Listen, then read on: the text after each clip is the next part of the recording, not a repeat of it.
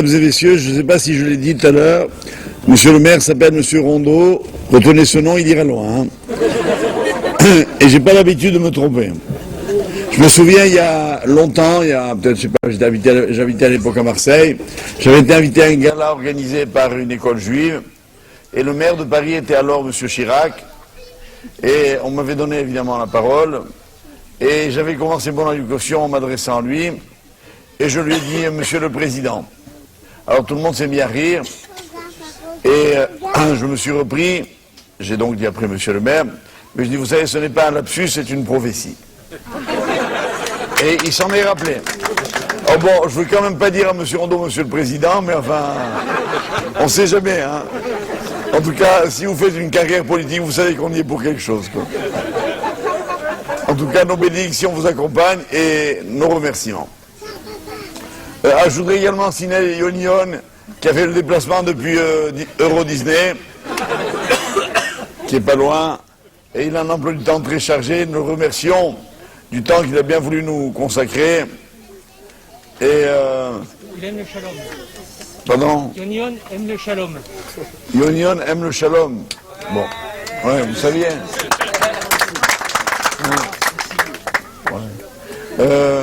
Qu'est-ce que j'avais encore annoncé? Oui, que Alonso est en tête du Grand Prix de France de Formule 1. Qu'est-ce qu'il y avait encore d'autre à annoncer? Ah oui, Armand m'a précisé que nous sommes dans la semaine de l'anniversaire du décès du professeur Henri Baruch, dont vous avez les uns et les autres sûrement entendu parler.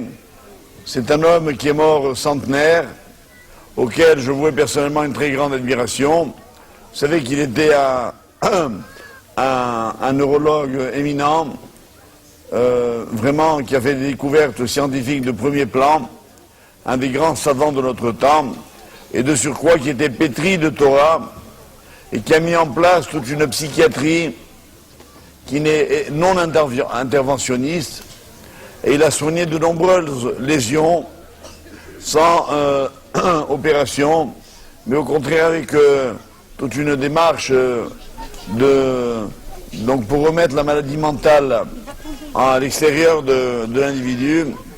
Il avait découvert sa théorie à partir de textes de la Torah. Il fait partie de ces hommes de notre temps, enfin il faisait partie hélas, pour lesquels la Torah est le puits de toutes les sciences.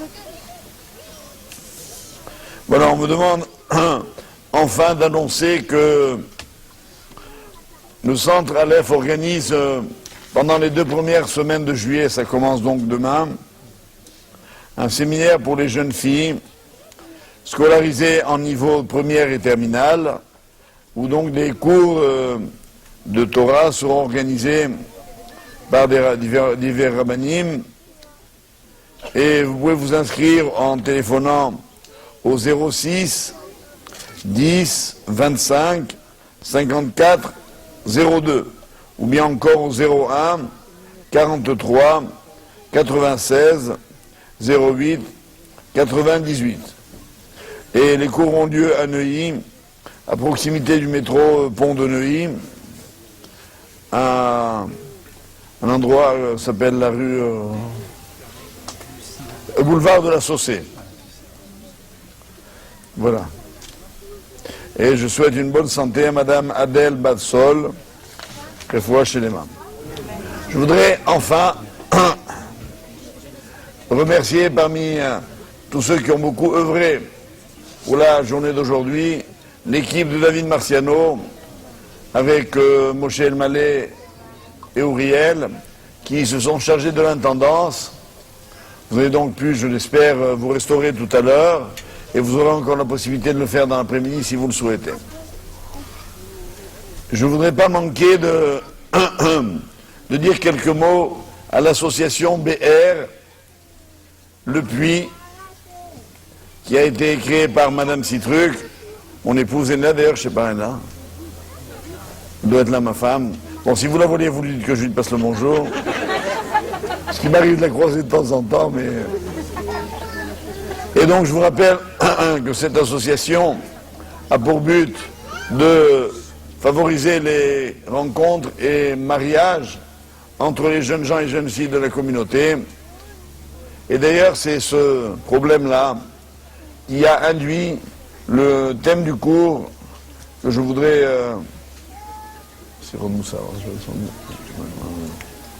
que je vais avoir le plaisir de vous donner. Mais en introduction, je voudrais préciser que aujourd'hui, très précisément, je l'ai appris hier soir par des dames bénévoles de l'association BR, au rang desquelles on compte d'ailleurs Madame Sedbon, qui est la belle-mère de notre ami Charles Sidbon, ici présent, une dame magnifique, pleine de talent et de dynamisme, entre autres, et beaucoup d'autres dames, je ne vais pas toutes les citer, qui font de gros efforts pour vous organiser des activités. Et je voudrais vous dire, mes chers amis, qu'il ne faut pas hésiter à se lancer dans l'aventure du mariage. Beaucoup de gens aujourd'hui hésitent à se marier et on peut les comprendre vu le contexte sociologique contemporain. Les gens ont peur de se marier, ils ont peur de l'échec, ils hésitent, peut-être qu'on est trop sollicité par mille choses qui font que le mariage n'est plus au rang de nos priorités immédiates, ce qui est une lamentable erreur, puisque d'après la Torah, l'homme se construit, la femme aussi d'ailleurs, par le couple. Et la cellule qu'on appelle le couple homme et femme est la base même de tout le succès de l'histoire de l'humanité, et pas seulement au plan démographique. Je voudrais donc, moi aujourd'hui, en tout cas, prier pour que Hachem vous aide à tous et à toutes, tous ceux qui n'ont pas encore fondé un foyer, pour que ce soit le cas très bientôt. Et si Dieu veut, si c'est le cas, vous pourriez éventuellement vous marier à la mairie de Bussy-Saint-Georges, où vous serez accueillis avec grand plaisir, et organiser une très belle réception au Golf Hotel. Pardon? Mais oui, mais j'espère. Non, mais vous êtes mariée, vous, madame, j'espère. Ah non, pas du tout. Bon. Là, ça me paraît urgent, oui.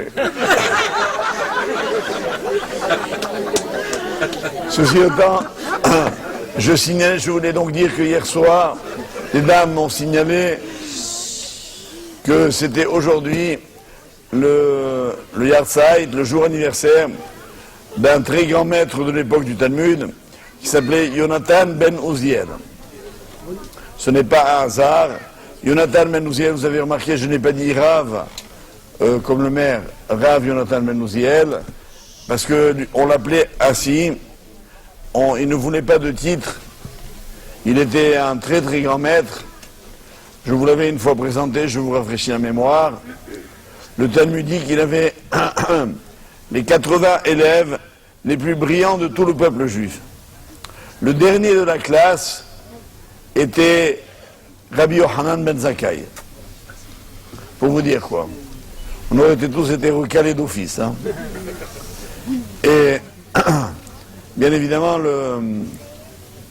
donc lui était le premier de la classe, le plus brillant. Et on dit de lui que c'était un homme, quand il étudiait la Torah, quand il donnait un cours, il dégageait une telle énergie, un tel feu, que s'il y avait un oiseau qui passait à la verticale, il tombait cuit. Cuit, quoi, l'oiseau. Et ce rave-là est enterré dans la région de Safed, pas très loin de Kiryat.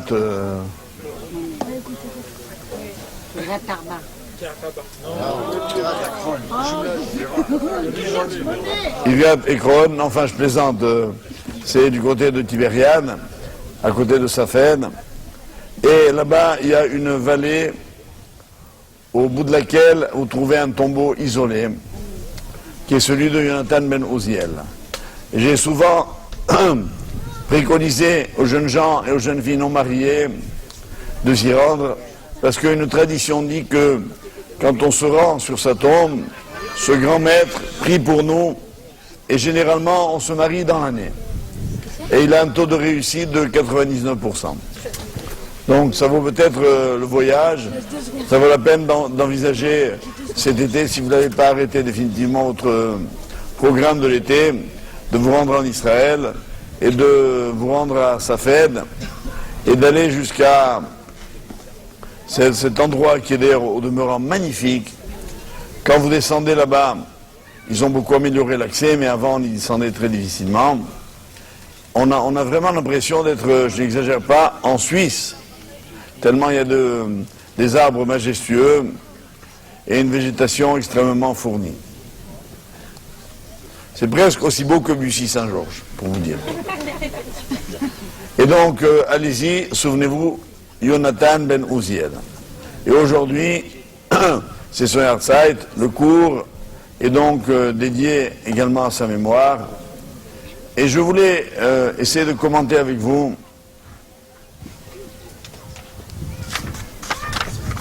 un des textes du Talmud qui nous dit, qui pose la question suivante. Mivnema Zacha Yehuda la Malchut. Dans la Tosefta de Berachot, c'est le texte en question au chapitre 4, on pose cette question, on demande qu'est-ce qui a fait que la tribu de Yehuda, Juda, a mérité que tous les rois d'Israël descendront de lui. Et la Gemara là-bas apporte 4 réponses. Elle dit d'abord, elle dit parce que lorsque Yehuda a vu que ses frères avaient décidé de tuer Yosef Hatzadik, parce qu'il méritait la mort, le texte de la Torah dit Vaishma Yehuda Vayatsilu Miyadam. Et Yehuda l'a entendu et il a sauvé son frère. Il a décidé de plaider en disant, même si notre frère est coupable, comment pouvons-nous envisager de le tuer? Notre père ne s'en remettra jamais. Alors, question, donc, pourquoi lui? Pourquoi est-ce que c'est lui, Yehuda, qui a fait cette proposition? Et la réponse, c'est qu'il a ressenti la responsabilité pesée sur ses épaules. Il a ressenti que c'était lui qui devait le décider. Et vous allez voir peu à peu se dessiner l'idée que je présente déjà, c'est qu'en fait, un homme responsable, ce ne sont pas les responsabilités qui le rendent responsable, c'est les circonstances. Il sent qu'il y a un problème. Et il se dit, c'est pas moi qui m'en occupe, qui va s'en occuper? Cette façon de faire est la démarche qu'en Israël on appelle la malchut, la royauté. On le voit dans la deuxième réponse également, au moment où il a reconnu, lui et de lui seul, la faute qu'il avait commise avec sa bru Tamar, sans savoir quelle était sa bru, quand il a dit Tzadeka mimeni, elle a raison. Et moi j'ai tort. On le verra également lorsque les Juifs sont arrivés devant la mer Rouge, les Égyptiens aux trousses, et que personne ne savait trop quoi faire. Alors Hachem, Dieu avait dit à Moshe, Daber et Bene Israël veïsaou, parle aux Juifs et qu'ils avancent. Avancent. Ils ont eu envie de dire, les Juifs, il est bien gentil Moshe, mais il y a la mer devant. Alors qu'a fait Yehuda, il a dit, Dieu a dit, on y va. Et il a commencé à marcher le premier. Et il a marché, et peu à peu, bien évidemment, le niveau de l'eau lui montait au niveau du corps. Et quand l'eau est arrivée au niveau de la bouche, où donc pour lui la noyade était imminente, alors les eaux sont ouvertes. En d'autres termes, il a senti que c'était lui qui devait ouvrir le chemin dans la mer. Que si l'intervention divine devait avoir lieu, elle n'aurait lieu qu'après un geste de confiance de la part des bénis Israël qui savaient que Hachem ne les laisserait pas tomber. Et quand vous êtes devant la mer fermée, il faut quand même du cran. Il en a eu. il a senti cette responsabilité lui peser sur les épaules et il a décidé d'avancer et la mer s'est ouverte. En passant, je ne sais pas si vous vous rappelez, j'avais raconté une petite histoire jolie, juste pour marquer un peu le coup, quoi. Je l'avais entendu en Israël il y a quelques mois. C'est un petit garçon qui revient de l'école et à qui son papa demande « Qu'est-ce que tu as appris à l'école ?» Et le petit garçon lui dit ben, j'ai appris la sortie d'Égypte. Raconte-moi, dit le papa. Et le petit garçon, à la grande joie de son père, raconte tous les événements de la sortie d'Égypte, les 10 plaies, etc. Et puis le petit garçon arrive, il dit et puis les béné Israël sont arrivés devant la mer Rouge, il y avait les Égyptiens derrière eux, et à ce moment-là, ajoute le garçon, les Américains sont arrivés, ils ont tiré des missiles sur les Égyptiens, et les Juifs ont pu passer. Alors le papa il dit, oh, tu ne trouves pas que tu pousses un peu là, tu es sûr que le rave à l'école il t'a dit ça? Elle dit non papa, il m'a pas dit ça, c'est vrai. Mais si je t'avais dit comment il m'a raconté, tu n'aurais pas cru. C'est une histoire très juive, très israélienne. Et qu'on essaye de faire comme si Dieu n'existait pas, et on n'arrive pas d'ailleurs. Parce que chaque fois que nous les juifs, on a fait comme si Dieu n'existait pas, ça ne nous a pas réussi. A contrario, quand on est persuadé de son existence, de sa présence, de sa puissance, elle opère à chaque fois. Alors en fait, vous verrez, dans toutes les circonstances de la vie, quand on doute, l'intervention de Dieu est plus difficile. La seule chose que Hachem nous demande, c'est de croire en lui. Mais il faut le faire. Quand vous êtes confronté à une difficulté, quand malheureusement on le voit aujourd'hui dans le monde médical, les médecins viennent et donnent un verdict terrible concernant un malade proche de nous, et nous disent ça y est, c'est fini. Il en a pour X temps. Alors au fond on ne croit pas, on va voir un rabbin peut-être, et puis on lui demande une beracha, mais on dit bon, de toute façon c'est cuit. On n'y croit pas nous-mêmes. Alors nos maîtres disent Hachem ne peut pas intervenir. Souvenez-vous, j'avais raconté il y a quelques années une histoire de Rav Shvadron qui est aussi très très marquante. C'est l'histoire d'un médecin juif religieux qui est appelé par une dame qui se rend donc au domicile et lui dit écoutez docteur, voilà mon père est dans un état critique. Et il lui dit bon où est-il? Il est ailleurs, on va y aller, mais justement je voudrais d'abord vous dire comment il est. Alors cette dame décrit l'état de son papa et dit allons-y vite docteur, parce que tout le monde a dit à l'hôpital que c'était cuit. Or le docteur non excusez-moi, c'est la dame qui est allée chez lui pour bien comprendre la suite. Il dit d'accord, moi je viens, il met des chaussures, il les cire très lentement, il met une veste qu'il brosse soigneusement, il met un chapeau qui le brosse de même, enfin il prend un temps fou à se préparer. Alors cette dame elle craque, elle dit maître du monde en s'adressant à Dieu, même le médecin me laisse tomber. Alors le médecin en question enlève son chapeau, sa veste, repose ses chaussures et dit madame, vous pouvez y aller, votre papa est guéri. Cette dame est stupide.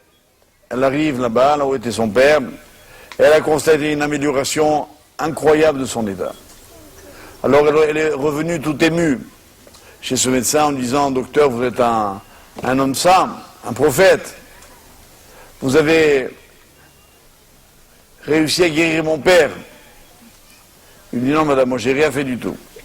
Simplement quand vous m'avez décrit son état, moi j'ai compris que la médecine ne pouvait rien pour lui. Alors j'ai attendu de vous convaincre que le seul qui pouvait quelque chose c'était Dieu. Quand vous êtes arrivé à cette conclusion, je savais que Dieu interviendrait. Et alors le monsieur a guéri. En fait c'est ce qui arrive très souvent. Moi j'ai connu des cas innombrables de gens dont la médecine avait déjà désespéré de les guérir. Et parmi ceux qui ont, grâce à Dieu, survécu, il y avait exclusivement des gens qui disaient il n'y a que Hachem qui peut le guérir. Quand on est profondément convaincu de cela, on lui donne la possibilité d'intervenir. Mais revenons donc à cette idée de cette responsabilité de l'homme qui le conduit à la malchoute. On voit que Yosef, en son temps, est devenu vice-roi d'Égypte. En fait, il était roi dans l'exécutif. Mais il ne pouvait pas monter sur le trône. D'ailleurs, il a dit à Pharaon, tu restes toi le patron. Et Pharaon avait juste la couronne et le vêtement royal. Yosef avait tous les pouvoirs. Et on dit dans la tradition, pourquoi est-ce que Yosef a mérité d'être roi? Parce qu'au moment où la femme de Potiphar a été pressante à son égard et lui a suggéré l'adultère, il a refusé. Ce qui évidemment est assez invraisemblable. Il était jeune, il était beau, elle aussi, elle lui fait des enfances marquées, il n'y avait personne à la maison, toutes les conditions étaient réunies pour que ça se passe. Ça ne s'est pas passé. Et que disait Joseph en refusant ses enfances? Il disait, comment pourrais-je commettre un tel acte et fauter devant Dieu? Il a senti, non pas qu'il trompait son maître en agissant ainsi, mais il trompait son Dieu. Ça veut dire quoi? Ça veut dire qu'il se disqualifiait d'un avenir royal que Dieu lui promettait. Cette responsabilité-là, elle est, ce qui définit en hébreu la malchoute. Comprenons un peu mieux de quoi il s'agit. Au moment où l'homme a été créé, tout de suite, Adam et Ève ont deux enfants, Caïn et Abel. Et vous connaissez la suite. Caïn va tuer Abel. Il est jaloux. Il supporte pas son frère. Il n'y avait pourtant pas un manque de place dans le monde. Il n'y avait pas de surpopulation. Ils étaient deux. Pourtant, quand on ne supporte pas quelqu'un, on le voit partout. Le Talmud dit, le monde entier est trop petit pour deux ennemis. Et le trou d'une épingle, d'une aiguille, est trop grand pour deux amis. C'est vrai. Qui ici se plaindrait de manquer de place? Personne. Ou d'ombre? Il y a de la place. Il y a de l'ombre. On est bien. Pourquoi? Parce qu'on est content d'être ensemble. C'est tout. Eh bien, Caïn, lui, a tué son frère. Vous connaissez la phrase célèbre de Dieu qui lui demande « Ayeka, où es-tu » Il le trouve et il demande « Où est ton frère Abel ?» Et Caïn répond « Ashomer achi anori » Suis-je le gardien de mon frère? Cette façon de répondre est incroyable. C'est pas un journaliste qui lui demande qu'est-ce qui se passe, c'est le Dieu, l'Éternel. Où est ton frère? Et il lui répond, il aurait pu dire, je sais pas, non, suis-je le gardien de mon frère? Ça veut dire en un mot, comme on dit en France, bof, c'est pas mon problème. Et là, on a un élément de ce qu'il faut comprendre. Le Midrash là-dessus dit que quand Dieu a demandé à Caïn pourquoi as-tu tué ton frère, il a donné 150 réponses qui toutes gravitaient autour de la même idée, c'est pas de ma faute. Ce n'est pas de ta faute. Comment ça, c'est pas de ta faute? Ben, il fallait pas me créer méchant, il dit à Dieu. C'est vrai. Moi, j'aurais jamais tué mon frère si tu avais créé l'homme doux comme un agneau. Donc toi, le Créateur, tu as mal fait ton travail, Khalila. Et le Midrash donne un machal, une parabole. Il dit, machal ema davar domé, cela ressemble à un voleur qui entre dans un hangar dans lequel il y avait stocké du matériel Et à l'entrée du hangar, il y avait un gardien. Le voleur vole ce qu'il a volé, puis il met tout dans un sac et il sort.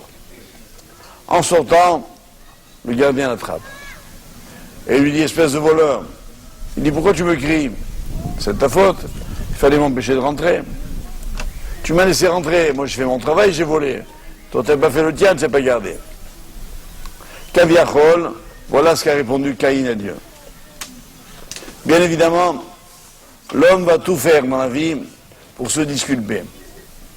Adam, lui-même, Adam, quand Dieu lui a dit, tu as mangé le fruit de l'arbre que je t'avais interdit, il dit, c'est pas moi, c'est ma femme. C'est connu d'ailleurs, depuis les hommes n'accusent que leur femme, hein, vous savez bien. Et la femme, elle a dit, c'est pas moi, c'est le serpent. Ils étaient que trois, donc il n'y avait pas... L'enquête était assez facile. Et finalement, ça veut dire quoi? Chacun fait reposer sur l'autre la responsabilité de l'échec. Comme on dit en France, mais que fait la police? Mais que fait le maire? Mais que font le gouvernement? Le pouvoir public, ça ne marche pas. Nous, ce n'est pas notre approche. Nous, on considère qu'on est responsable du monde. Du monde entier, certes, mais d'abord de nous-mêmes.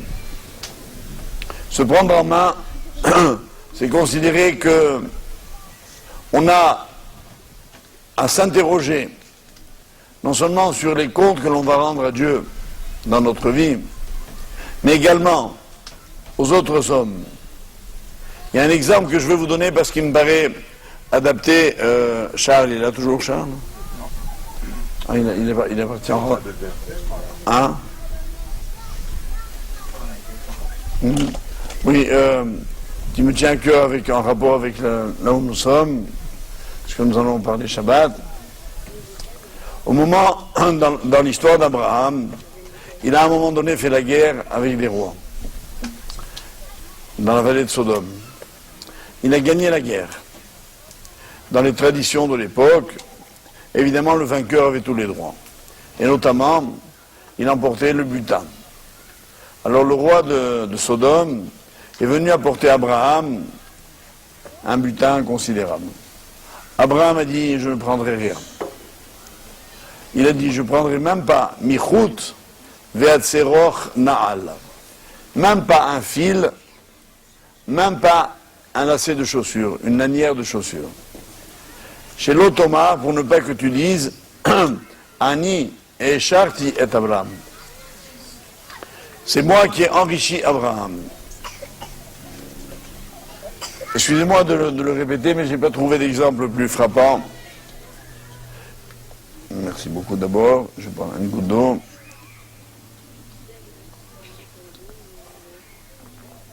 Il y en a pour vous après, hein, ne vous regardez pas comme ça. Hein.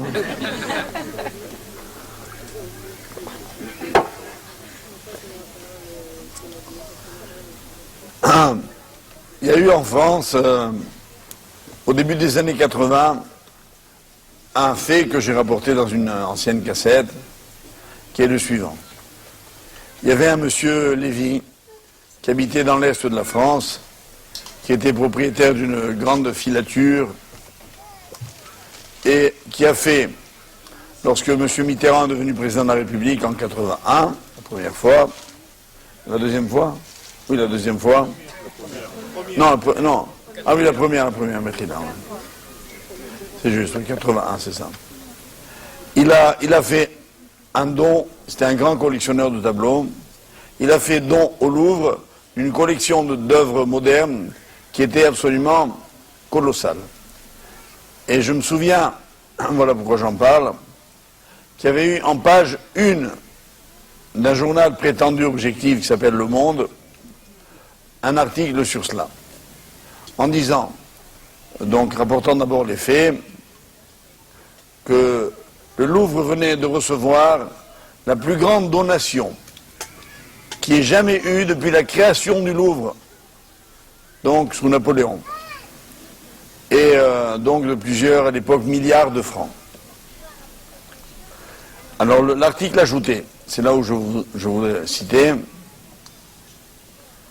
cette donation est l'œuvre d'un monsieur, Lévy, Monsieur Lévy, virgule, juif d'origine polonaise. Point. Est venu en France dans les années je ne sais pas combien, où il a construit sa fortune. Il a donc fait cadeau à la République française de cette collection. Et l'auteur de l'article, dont j'ai oublié le nom mais on peut le retrouver, ajoutait juste retour à l'égard du pays qui l'avait enrichi. Si une donation, d'ailleurs il n'y en a pas eu par ailleurs, je vous signale, mais quand bien même il y aurait eu quelqu'un qui s'appelait monsieur Christian Dupont, qui avait fait un don, qu'un journaliste du Monde ou d'ailleurs aurait écrit monsieur Christian Dupont, virgule, catholique d'origine franc-comtoise, a fait fortune en Alsace et a fait don de personne. On se souvient que quelqu'un est juif quand il a gagné de l'argent. Et souvent, moi j'ai eu à intervenir sur ce sujet dans les médias, enfin aujourd'hui c'est pas tellement à la mode. Les médias ont d'autres sujets de préoccupation. Et je me souviens, notamment, parler un jour de ça, et moi j'étais passé dans une émission, et j'avais commencé à dire, vous savez qu'à la RATP, parce que les gens, en français, quand on veut dire quelqu'un est riche, dire moi je suis pas Rothschild, hein. Genre il n'y a que Rothschild qui est riche. Bon évidemment tout le monde sait que Rothschild est juif. On oublie que ce sont des gens qui ont construit leur fortune à partir de rien, qui n'avaient pas de puits de pétrole dans leur jardin, qui ont été efficaces en affaires, honnêtes, qui ont toujours payé jusqu'au dernier centime ce que le fisc leur réclamait, qui n'ont jamais été l'objet du moindre scandale financier, ce qui en un siècle et quelques de dynastie économique est à mon humble avis unique, mais enfin ça on ne le dit pas. Et cette façon de faire est pas française, elle est universelle. Abraham la santé. Abraham gagne la guerre. On lui dit, ben voilà, prends le butin, il dit non merci. Comment non merci? Et c'est les mœurs. Non, non, je veux pas qu'on dise, Abraham s'est enrichi par la guerre. Un jour j'ai demandé au président de la République, mais il n'y a pas que lui, je veux dire tout le monde, là-dessus, ça fait partie des thèmes où gauche et droite, c'est la même chose. Hein. Je lui ai demandé, parce qu'on parlait d'Israël, et je lui ai demandé, monsieur le président, est-ce que vous pourriez m'indiquer, comme je ne suis pas très bon en histoire, enfin j'ai fait soi-disant que je n'étais pas très bon, pour le mettre à l'aise, est-ce que vous pourriez me citer, dans l'histoire du monde, un pays qui a gagné la guerre, une fois, deux fois, trois fois, quatre fois, cinq fois, qui a conquis des territoires et qui les a rendus. Par exemple, la France, c'est arrivé en France, hein, quand il y a eu des guerres avec l'Allemagne, l'Italie ou autre, pas du tout. On a conquis la Savoie, on a conquis l'Alsace-Lorraine, on a conquis d'autres pays. Est-ce qu'on nous a demandé de les rendre? Jamais. À Israël, on lui dit tout de suite, sans condition, sans contrepartie, en échange d'une éventuelle paix avec, entre parenthèses, je ne sais qui. Et on le fait. Évidemment, je n'ai pas eu de réponse à ma question. Parce que moi, je savais qu'il n'y en avait pas de réponse. Ceci pour dire qu'il y a là une idée qui est justement ce sens de responsabilité. C'est malgré tout, et en dépit de tout ce que le monde peut penser de nous, on fait attention. On fait attention à ce qu'on appelle le Kiddush Hashem. Dans la halakha, dans la règle de vie qui est la nôtre, on demande aux Juifs de bien se conduire, même si tout le monde fait ce qu'il fait. Je respecte les lois du pays, entre autres, le code de la route, etc. Et puis, dès lors qu'on sait que je suis juif, je fais attention, encore plus. De ne pas jeter un papier dans la rue, de ne pas bousculer quelqu'un. Mieux de me lever quand dans le bus ou le métro, il y a une personne âgée ou handicapée qui n'a pas de place, etc. Alors j'en parle pourquoi? Parce que on a bénéficié de ces installations. On va partir d'ici dans quelques temps. Je vous demanderai tous d'avoir l'extrême gentillesse de vous dire, en partant, il ne faut pas qu'on puisse dire, vous avez vu dans quel état ils ont laissé la pelouse ou les installations, et que personne ne vienne me dire on a payé. D'abord on n'a pas payé. Mais quand bien même on aurait payé, est-ce pour autant un droit que d'être négligent à l'égard des biens des autres? Est-ce que chez nous, si on mange quelque chose, on laisse sur le tapis de la salle à manger traîner un verre en plastique ou bien un mouchoir en papier? Non, je crois qu'on a un minimum de décence. Alors je vous demande de l'avoir et de vous dire que ici, tout le monde a été bénévole, tout le monde est bénévole, tout le monde est accueillant, gentil. Raison de plus pour qu'on rende cela par au moins un minimum de savoir-vivre, de derech eretz. Ça fait partie du sens des responsabilités. Mais ce sens des responsabilités, mes chers amis, j'ai voulu vous en parler aujourd'hui, surtout pour vous dire que chaque homme, chaque femme a dans ce monde une raison d'y être venu, qui n'est connue que du Créateur. On n'a pas été créé au hasard. On a été créé pour un but précis, que l'on ignore. Comment faire pour le trouver, ce but? Là, il faut le chercher. Et comment on le cherche? Il n'y a qu'une seule façon de chercher quand on est juif. C'est d'accomplir les mitzvot de la Torah. En accomplissant les mitzvot de la Torah, qu'est-ce que je fais? J'assume ce pourquoi j'ai été créé en tant que juif. Maintenant, moi, monsieur un tel ou madame un tel, j'ai un but plus précis. Comment vais-je le découvrir? En voyant dans les mitzvot que j'accomplis, s'il y a quelque chose qui me parle, qui me concerne, qui m'interpelle particulièrement, vers lequel je me sens attiré, prêt à tout faire. J'ai cité l'exemple d'un monsieur que j'avais connu lors d'une mission qu'on m'avait confiée en Égypte, celle d'aller demander au gouvernement égyptien, avec une délégation de rabbins du monde entier, l'autorisation de contourner. Le gouvernement égyptien voulait faire autour du Caire une sorte de boulevard périphérique, car le Caire est une ville qui démographiquement a explosé et dans laquelle la circulation est particulièrement anarchique. Et donc il fallait absolument une nouvelle voie express. Et donc on en a décidé de le tracer. Et il passait par le plus vieux cimetière juif du monde, qui est dans la banlieue du Caire, dont des tombes datent du Xe siècle. On est donc allé plaider, on m'a demandé d'être à la tête de cette délégation, nous étions 7 rabbins du monde entier,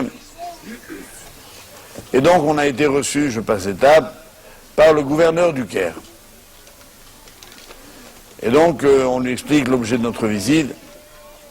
Il ne nous répond pas. Il appelle son secrétaire. Il lui demande en arabe de sortir un livre, ce qu'il fait. Et nous avions un traducteur, qui était d'ailleurs un juif ashkénaze, qui parlait parfaitement l'arabe, parce qu'il est né à Jérusalem. C'est le même arabe qu'on parle à Jérusalem et au Caire, et qui nous expliquait tout. Et ce gouverneur, en nous tendant le livre, il nous dit « Vous moquez de moi ?» Voilà. Il sort dans les archives de la ville un acte de vente d'un cimetière juif qui avait été vendu à des commerçants pour une je ne sais quelle entreprise commerciale. Et de nouveau la même accusation lancinante. Alors pour de l'argent, vous voulez bien vendre un cimetière, et moi pour une raison d'utilité publique, Vous voulez m'empêcher de le faire?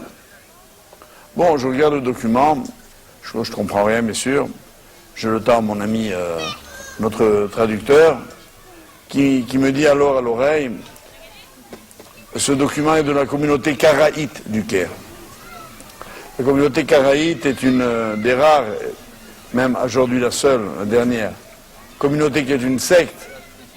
Le judaïsme a connu des sectes il y a 2000 ans, dont presque toutes se sont éteintes.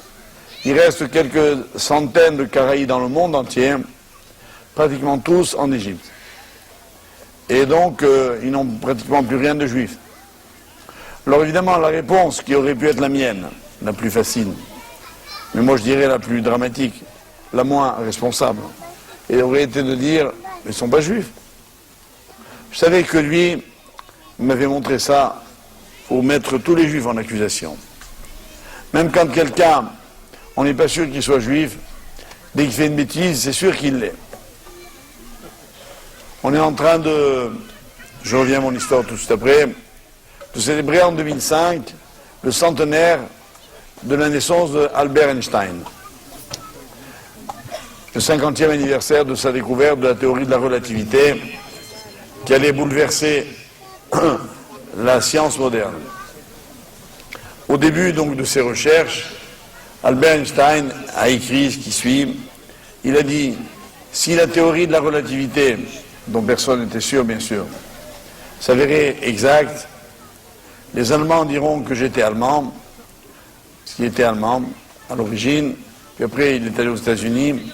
Les Américains diront que je suis américain, les Français diront que je suis un grand physicien, mais si elle s'avère inexacte, tout le monde se souviendra que j'étais juif.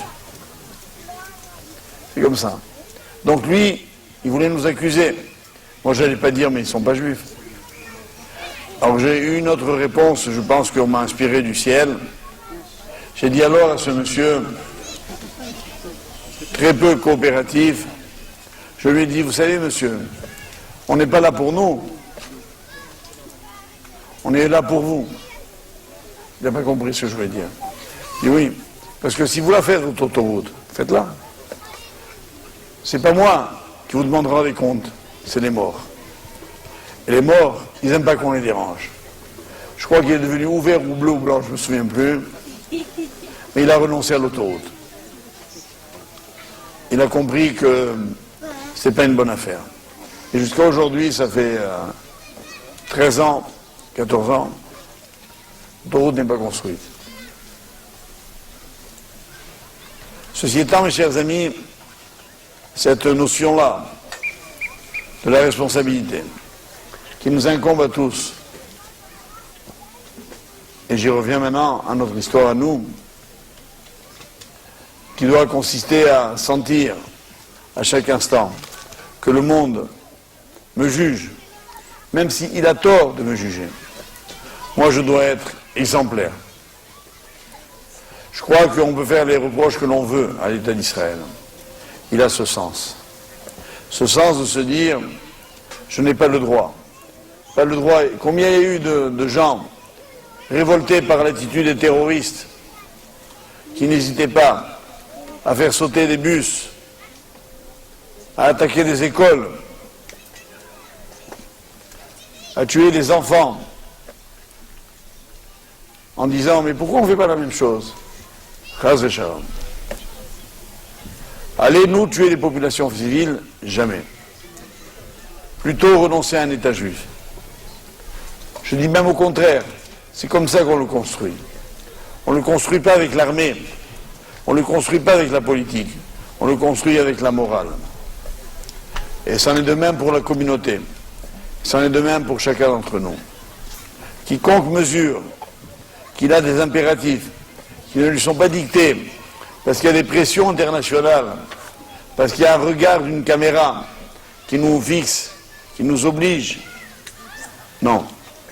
Je décide d'un comportement responsable parce que je sais que j'ai un but dans ce monde et que ce but, je dois l'assumer. En tout cas, prier pour y arriver, demander à Dieu de m'aider et tout faire pour mettre les chances de mon côté. Je voudrais vous dire en conclusion, je ne sais pas quelle heure il est. Voilà, il est 1h30, donc c'est l'heure de m'arrêter. Parce que moi, je commence jamais à l'heure, mais je finis toujours à l'heure, vous avez remarqué. Donc, pour rappeler que quand quelqu'un décide, notamment de fonder un foyer pour les plus jeunes d'entre nous, les célibataires, quelque part, il prend un risque, c'est évident. Celui de l'échec, de ce qu'on voudra. Quelle importance. Comment est-ce que l'homme peut vivre sans prendre de risques? Toute la vie est faite de risques que l'on doit assumer. Et moi-même, en faisant ce que j'ai fait dans ma vie un nombre incalculable de fois, j'ai pris des risques. Il y a eu une poignée d'élèves. Je voudrais rendre hommage notamment ici à Maggie, qui a été la première à croire en ce que je disais. Il faut l'applaudir.